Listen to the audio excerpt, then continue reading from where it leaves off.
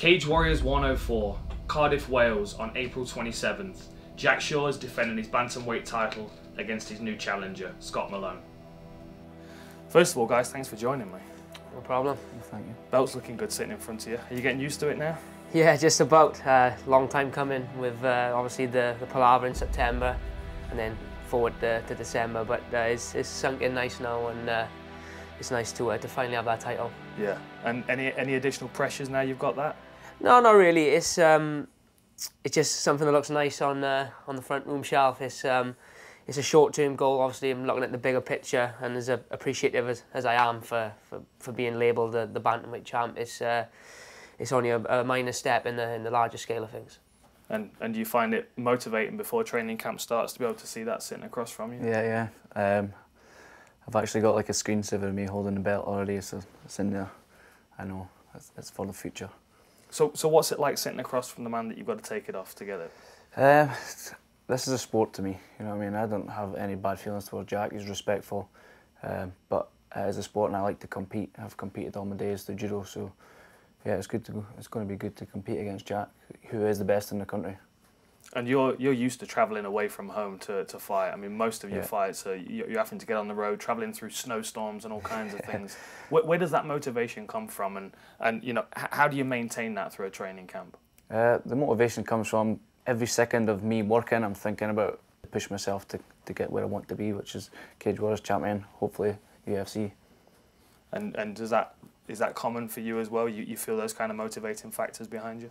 Yeah, it's a little bit different for me. Obviously, this is my job. I train full time, but you know, I just draw motivation from wanting to be the best in the world. More so, just the best I can be. Obviously, throughout my amateur and professional, I've always fought the best guys that I can, and I've always motivated me. You know, the next opponent is always a step up from the last one, and it's the same in this fight, and I'm sure it'll be the same. Obviously, I win this fight, and it's going to obviously progress again. So it's just always bettering myself is my motivation, and you know, just being better than I was yesterday and the day before that. Does it change anything, the fact that Jack's able to train full time, that this is his full time job now? No, not at all. If I get that UFC contract eventually, I'm going to be a better fighter for at the end of the day. And it's a bit different for you because this is more of a family venture for you, obviously, with your father in your corner and stuff. Does it feel like family time when you're training? Do you still feel like you miss family time during training camp or anything like that?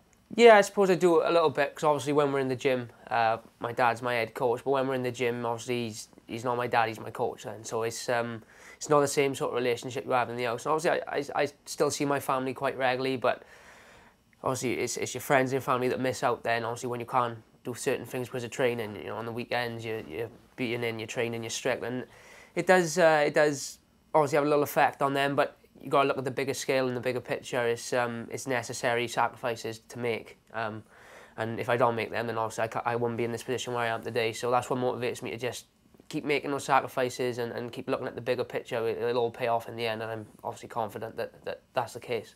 Yeah, and are you pretty good with you and your dad? Are you pretty good at keeping work and family separate? I mean, you know, is Scott's name coming up over the dinner table at meal times and those kind of things? No, yeah, like you said, we good at keeping it separate. Obviously, I've got a lot of other coaches as well. You know, I got 4 or 5 different coaches who all come together and sit down when it's fight time. So we keep it separate. Obviously, the gym and the house, and it's working well. You know, a lot of people ask me, you know, do you find it difficult having your father as your head coach? But it's something I've had from the very beginning. So to me, it's normal. It's you know, it's like for Scott, his head coach is obviously his head coach. My father's my head coach. It doesn't make a difference to me whether it's my dad, my cousin, my uncle, or someone that I've never seen before. So it's one of them ones. It's working well for me, and obviously it's something that I'm going to deal with now for the rest of my career. And I think it's pushing us in the right direction. And Scott's name was presented to you right after you'd won the title as a possible next challenger. What were your thoughts on Scott before you won the belt, and now obviously as your first challenger? Yeah, I know what he brings to the table. He's dangerous. Obviously, he's had a good victory over my teammate Josh Reed in his last fight. You know, Commonwealth judo champion. All the accolades he's got shows he has to be taken seriously, and you know, his last couple of wins especially, he's looked dangerous in every area. So I know what he brings to the table, but I'm confident in myself as well. I'm confident that I'll be better in every area. And was there a thought going into the Josh Reed fight that, you know, a win over Jack's teammate might make it easier to get a title shot after that one? Yeah, obviously, like I went over Josh. Josh is a well-experienced guy, especially in Cage Warriors. So I went over Josh. Obviously, I thought would put me there. To be honest, I didn't think I was going to get the fight. I know a lot of my mates are like chatting shit on Facebook and stuff, but I don't know if that helped me get the fight or not. I don't know, but yeah, I think it definitely played a part to get that fight.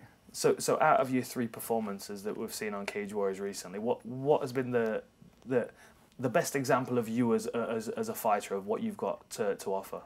I would say the one against Adam. Yeah. Obviously, you were in his corner at the time. I think I got to show a little bit more of my striking. A lot of my fights have sort of been finishing like first round or a lot of the time on the ground. But I got to show a bit of my striking, which I've been working on a lot over the years. Like, striking's always my main focus at the moment. Obviously, I play on everything else, but at the start, when I first started MMA, I couldn't even throw a punch. You know what I mean? It was pretty terrible. But my strikings came on like a long way from there, and I got the chance to prove it on that night. And do you think, obviously, you know, coming from a judo background, do you think it's most likely that you're going to be relying on that foundation, you know, to fight someone as tough as Jack, or do you think you're going to have the time in the fight to be able to use some of your new skill sets? Yeah, so you've got 5 rounds. I definitely think the whole judo thing, like, I'm not just a judo fighter, you know what I mean? I like to strike as well. I like to wrestle, which is obviously sort of similar to judo, but yeah, I think anywhere the fight goes, I feel confident, no matter what, and Jack will bring the best of that out in myself, so I'm really, really looking forward to this fight. So what are the biggest challenges that Scott brings to the table for this fight?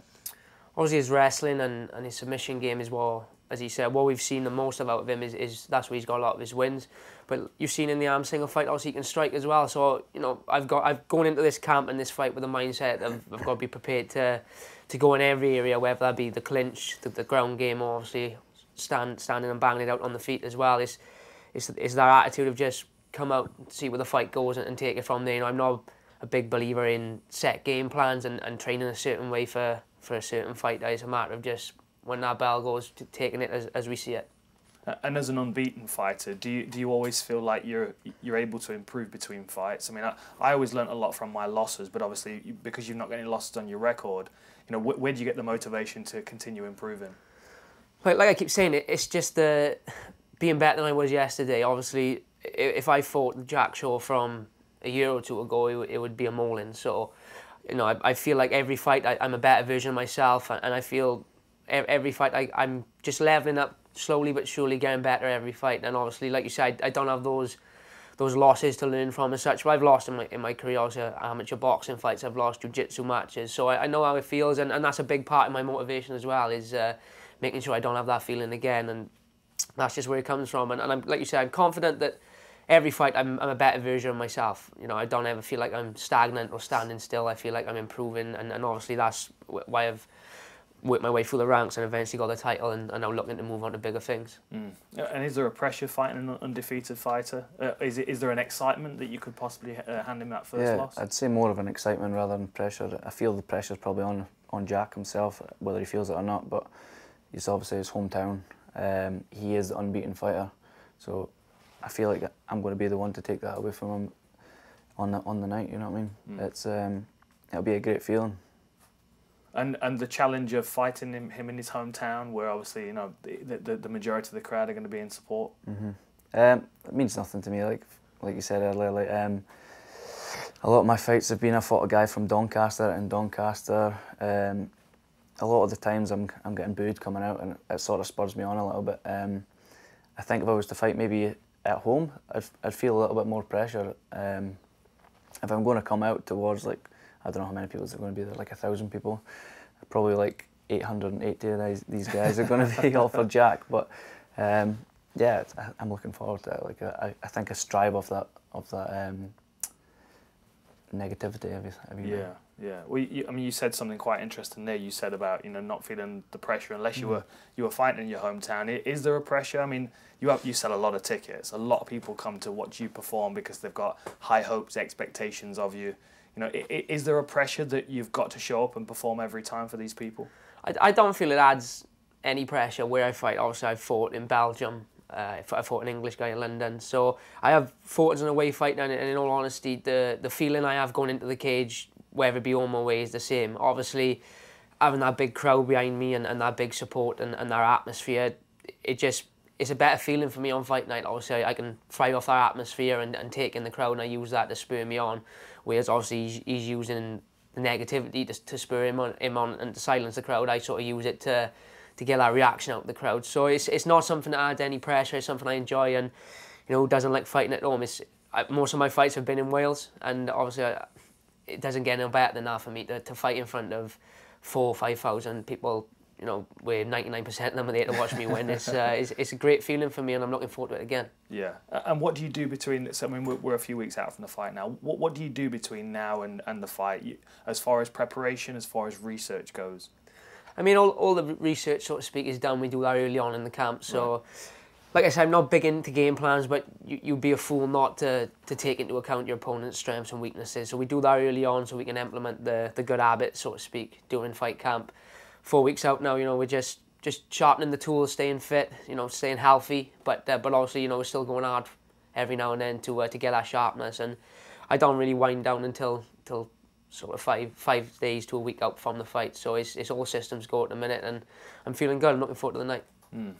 And tell me about your opinions of Jack's last performance. I mean, Mike's an incredibly tough opponent. You said yourself that it was a very evenly matched fight. Yeah. Were you surprised by the performance? Was there any surprises for you in the fight?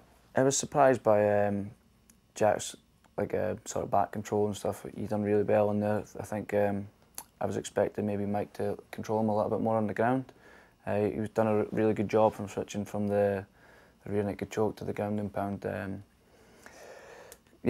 Surprised, but not surprised at the same time. Obviously, Jack's a great fighter. I mean, I don't expect nothing less than that. You know what I mean? And I hope he brings that same greatness to the night when I fight him, and people can see how good I am.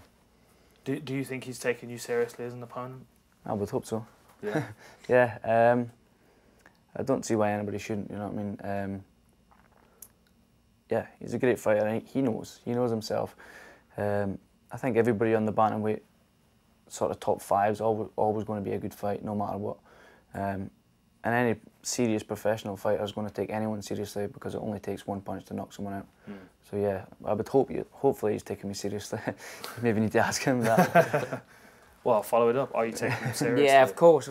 I take every opponent seriously. The fact he beat Josh in his last fight as well, I know how good Josh is, and he had a very fast win over him, so I know how legit that win is, and obviously the win before that as well, he looked very impressive. So I'm always taking my opponents seriously. Anyone who's competing for a Cage Warriors title deserves to be taken seriously. This is the upper end of the upper end of the talent, I suppose, in Britain and Europe. So if I wasn't taking him seriously, then I wouldn't be in here. I wouldn't be signing a contract to fight. So I'm expecting the best he has to offer on the night, and obviously, but by him bringing his best self, it's gonna bring me on as well, and show how good I am once again. All right, let's fast forward to fight night then. So the champion will walk out second. So you're standing backstage ready to walk out. Your music's playing. You can hear the crowd going. Probably a lot of boos. You can hear the rumblings. What's the last thing that goes through your mind before you walk out? Don't lose. That's usually what goes through my head. Just don't lose. I feel I've already got the fight won before I even make the walk. Before I even sign the contract. Nobody's coming into a fight to say that they're going to lose. You know what I mean? You need to believe in yourself. You need to believe that you're going to win that fight before you sign that contract. You know what I mean? So that's the last thing I'm thinking is don't lose, but at the same time, I'm like, you've already won.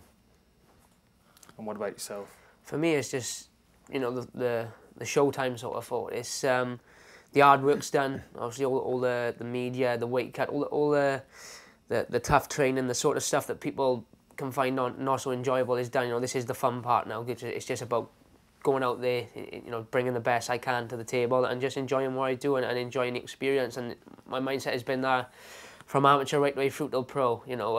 Taking what I do in the gym into the cage, and I expect to do the same on the 27th. And what's the ideal finish? Ideal finish is obviously first round, but he's very tough, durable.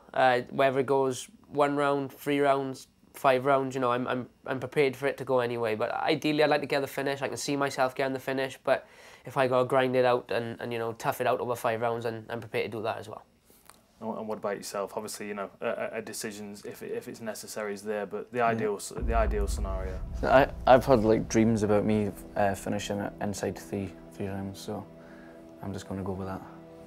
Whether that happens or not, I'm hoping it does, obviously, but I feel like I'm going to finish him within 3 rounds. Well, good luck to both of you. This is by far one of the best domestic fights that you're going to see. Absolutely. Make sure you tune in. Cage Warriors 104, Cardiff, April 27th. These two guys are going to throw down for this title. It's going to be special.